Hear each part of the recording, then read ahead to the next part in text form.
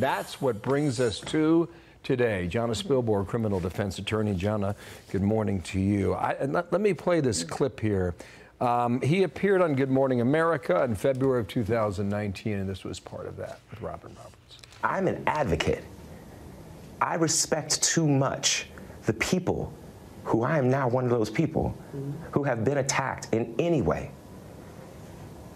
You do such a disservice when you lie about things like this. As a defense attorney, how would you defend him? You know, this is a really tough case to defend. And I was thinking about this because a lot of people in my world are asking, why is he even going to trial? And I will tell you why. There are two types of people who go to trial. The first camp are people who have an abiding belief in their innocence. They want vindication, and the only way to do it is to go to trial and get a not guilty verdict. The other camp is exactly the opposite. Those people really don't have a legal leg to stand on. The prosecutor isn't making any offers. And if they go to trial, they have nothing to lose, but maybe they can get one juror out of 12 to feel a little sorry and perhaps come back with a mistrial or something better than that. Jussie Smollett falls into that second camp. So that would explain why he doesn't cut a deal with prosecutors. That would seem kind of logical when you consider it's 20 below, it's late January, it's 2 a.m. on the streets of Chicago, and apparently he was on his subway, on his way to get a sandwich at Subway.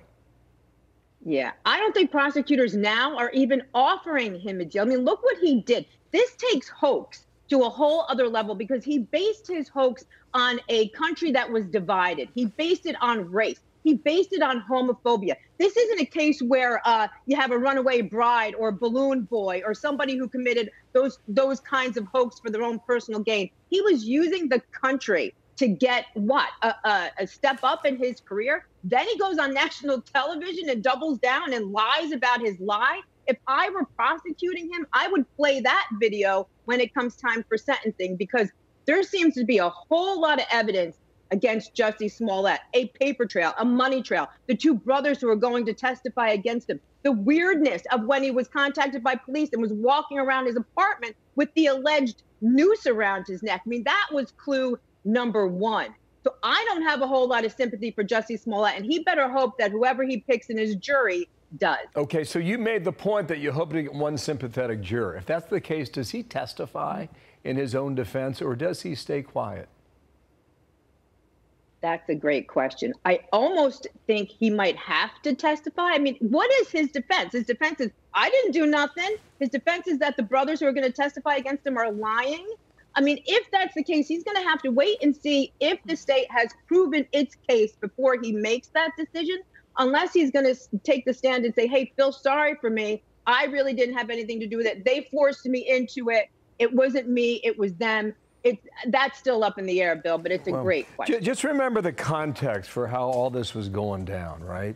Kamala Harris tweeted the following in January of that year. Jussie Smollett is one of the kindest, most gentle human beings I know. I'm praying for his quick recovery.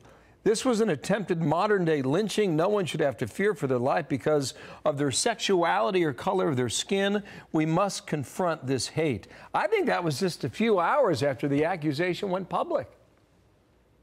Of course, because nobody in this country anymore bothers to get any sort of evidence before, the politicians, I should say, before they open their mouth. They did it with Rittenhouse. They did it with Jussie Smollett. They do it all the time. So that's nothing new. But we really need to have the pendulum start swinging back to center in all of these high-profile criminal cases. It'll do us all a lot of good. Okay, we're watching it, Jonna. Thank you so much. Jonna Spilbor, you got that case in Chicago. You got the Maxwell case here in New York. We'll watch them both. Thank you, Jonna.